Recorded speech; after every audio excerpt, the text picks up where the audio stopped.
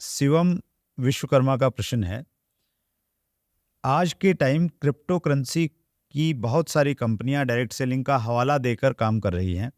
लोग उन कंपनीज में नुकसान उठाने के बाद सही कंपनी को भी शक की नज़र से देखते हैं। बिल्कुल। ये तो हम सभी फेस कर रहे हैं सर, और सरकार से बात भी हम लोग कर रहे हैं। और मैं क्रिप्टो के खिलाफ नहीं हूँ सर, लेकिन मैं उस क्रिप्टो के खिलाफ नहीं हूँ जो इथिकल है। इथिकल क्रिप्टो क्या है कि भाई ठीक है, किसी ने कॉइन बना दिया, शेयर मार्केट में आपने अपना शेयर डाल दिया, लोग खरीद रहे हैं तो बढ़ रहा है, लोग बेच रहे हैं तो घट रहा है, सिंपल। ठीक। उसको मैं नहीं कहूंगा कि वो गलत है, लेकिन मैं उस क्रिप्टो के खिलाफ हूँ जो डायरेक्ट सेलिंग का मॉडल यूज कर रही है। डायरेक्ट सेलिंग का मॉडल क्रिप्टो में कब से आ गया सर?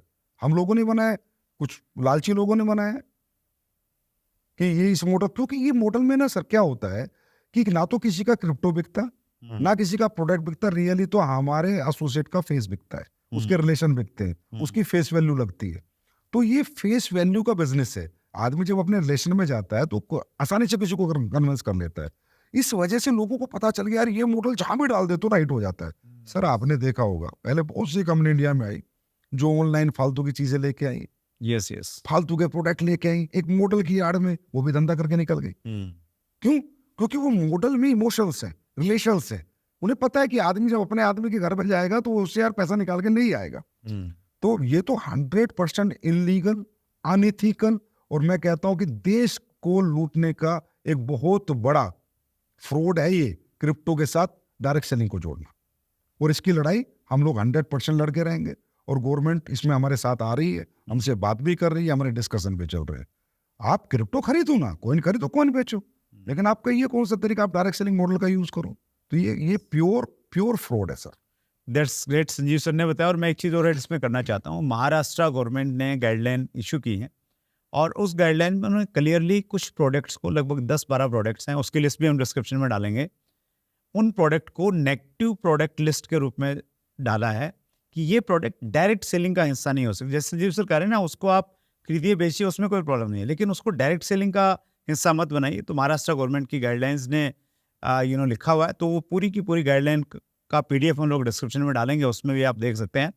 और ऐसे लोगों से बचिए जो क्रिप्टो के नाम पे आपको जोड़ रहे हैं और आगे जोड़ने के लिए प्रोत्साहित कर रहे हैं, और आप कहीं अगर जुड़ गए हैं गलती से तो प्लीज़ दूसरे लोगों को उसमें मत लेके आइए। वो एक दलदल है, उसमें अगर फंस गए तो फिर शायद निकल नहीं पाएंगे। मनी सर्कुलेशन बैनिंग एक्ट 1978 बहुत टिपिकल है। वो न केवल मात्र कंपनी चलाने वालों पे लगता है, वो उन पे भी चलता है जो उसमें काम करते हैं।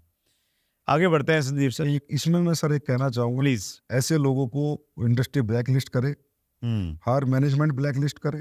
ADSCI शुरुआत कर रही है कुछ? नहीं, अगर मान लो ADSCI तो 100% कर ही रही है, ADSCI की सारी कंपनी भी कर रही है, और भी जितनी अनदर कंपनियां, मैं उनसे कहूंगा अगर आपका कोई भी लीडर इस क्रिप्टो और ये इन्वेस्टमेंट प्लान में जाता है, आप उसको ब्लैक लिस्ट करके दोबारा उसको कभी मत लो। छोटे लालच के चक्कर में एक बड़े फ्रॉड को मौका मत दो। That's एक दूसरा मैं ये कहना चाहूंगा, एक समझदार हिंदुस्तान के समझदार लोगों से, अरे भाई जब आपको लोगों का पैसा लुटवा के ही पैसा कमाना है तो यही काम बचा है क्या? लोगों के घर घर जाके पैसा मांगना 2 नंबर के तो दुनिया भर के काम है, मोटा काम कर लो फिर।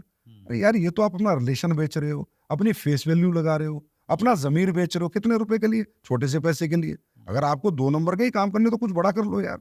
इस कम से कम इस इंडस्ट्री को तो बख्शो, हम लोगों को तो बख्शो, और बहुत काम है। क्या हिंदुस्तान के इंसान का इतना जमीर गिर गया कि वो थोड़े से लालच के लिए अपने लोगों का पैसा डुबो के, अपने लोगों का पैसा बर्बाद करके अपना घर बनाना? मुझे नहीं लगता ऐसे हिंदुस्तान के लोग हैं सर। अगर ऐसा होता हमारे देश में, शायद एजुकेशन की कमी है, शायद नॉलेज की कमी है, अगर ऐसा हमारे देश में होता तो हर गरीब आदमी देशद्रोही होता सर। ऐसा नहीं है। लोगों को समझाना है, एजुकेशन देनी है, नॉलेज देनी है, और सबसे बड़ा मंच आप ही के पास है। आप जितना समझाओगे लोग समझें। Thank you so much Sanjeev sir.